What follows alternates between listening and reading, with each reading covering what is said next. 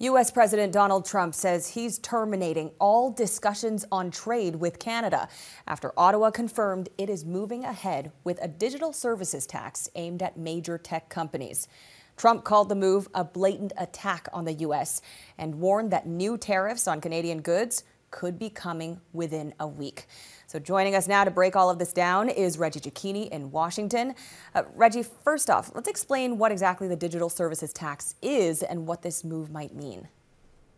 Hey there, Tracy. So this is a 3% tax that is going to be on any kind of organization or company outside of Canada that brings in $20 million or more based on the money that comes in from users that exist in Canada. This is something that has actually been in place for a couple of years, but the first payments are actually due on Monday, retroactive to the beginning of 2022. And this is going to hit some of America's biggest companies. Think Meta, think Uber, think Amazon, anything, Google, anything that kind of has a digital footprint here where there are users in Canada that pay for any kind of services.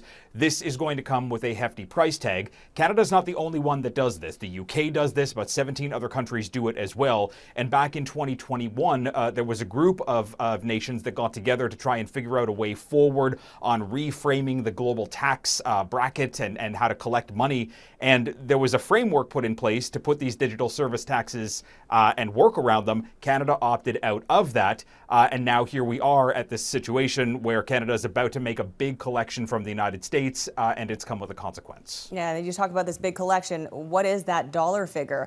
Also, Reggie, this tax has been in the works for years. So why is Trump reacting so strongly now? Well, look, it's a big number right now. I believe the number is in and around $3 billion is what all of these tech companies in the United States are going to owe to the Canadian government. And it's worth pointing out, industry groups and these companies had been fighting with the Biden administration to put retaliatory action in place years ago.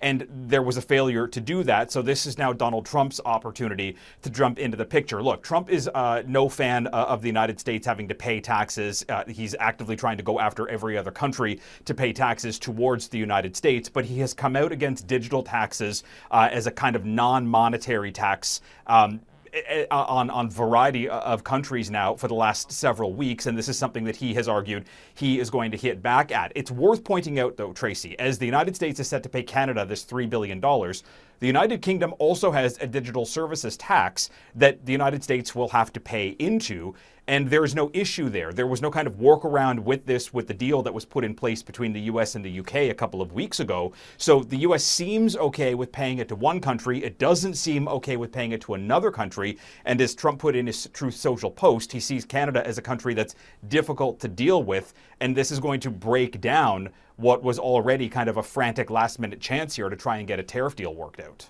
Yeah, there's certainly been a lot of different narratives around all of this as well. Trump and Prime Minister Mark Carney had been negotiating on a trade deal in private.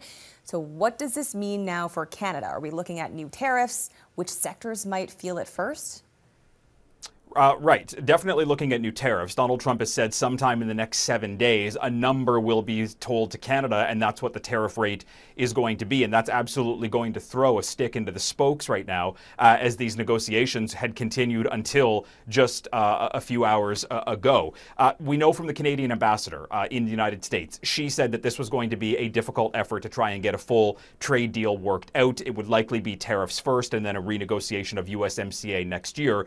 If this is going to be how the United States is working, it's difficult to see how Canada is going to be able to get anything that they may want. And we've heard that Ottawa could potentially issue some retaliatory efforts on the United States if it were to go and give Canada a blanket tariff number here. So this is now going to be a bit of an onion in the ointment for trying to get these kind of two countries to work and move along with each other. And it could have huge ramifications here. I mean, $762 billion traded back and forth between these two countries last year alone. If tariffs are involved in that, if this kind of results in both countries moving in opposite directions, there is going to be a huge economic impact, and it could have an impact both on Americans and in Canada. So Trump's Truth Social post today could have some significant and lingering consequences. Okay, that is our Reggie Cecchini reporting in Washington for us.